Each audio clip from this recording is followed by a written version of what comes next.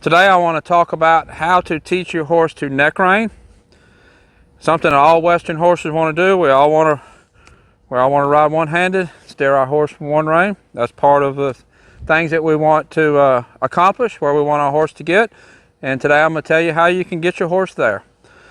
First exercise I do, the first part of it, you can do this with a snaffle bit, or you can do this with a shank bit.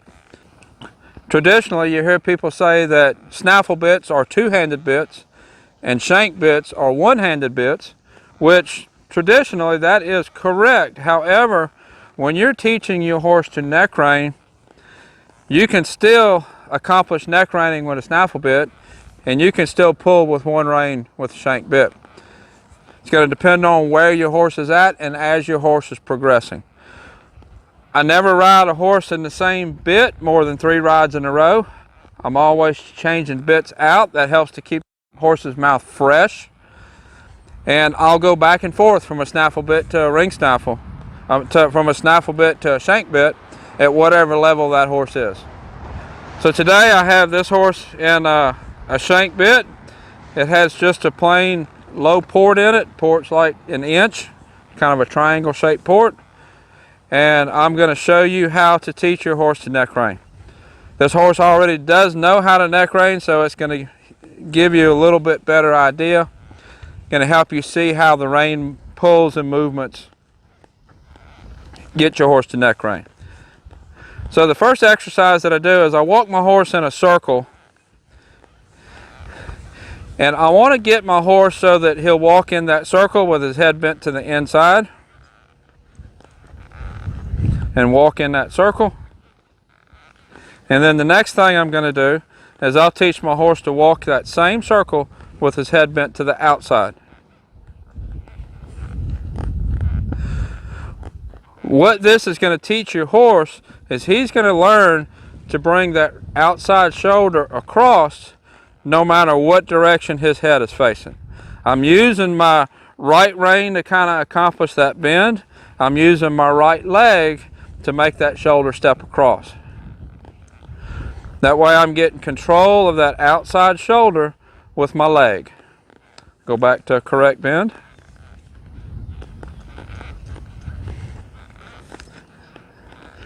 Bend to the left, there we go.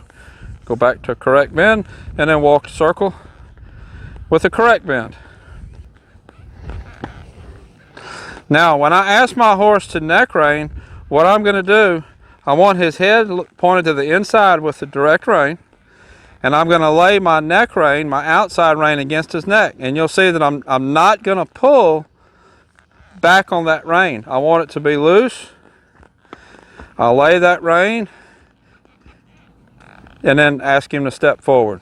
Now, if he did not step around, if he did not steer, then I would push with this right leg the same way that I was pushing to get this counter bend.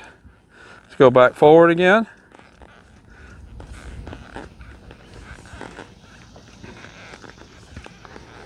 Walk my circle. Lay my neck rein. Push with my right leg. There we go. Let's do it again. Walk forward. Bend with my inside rein. A little bit of bend. Neck rein. Push with my right leg. And forward. With that repetition, the horse is going to know that when that right rein comes, the leg is going to follow. So that when I go to lay that rein on, rein, and he steers back forward. Come around, rein, and he steers back forward. I don't want him to spin, I just want him to steer. This horse does know how to neck rein. He actually has a pretty nice spin. He's a finished reining horse, but it's good to demonstrate because you can see how each movement is supposed to move the horse. Point his nose to the right with my direct rein. Notice the direction that I'm pulling the rein. I'm up here, I'm not out there. Neck rein and forward. Good boy.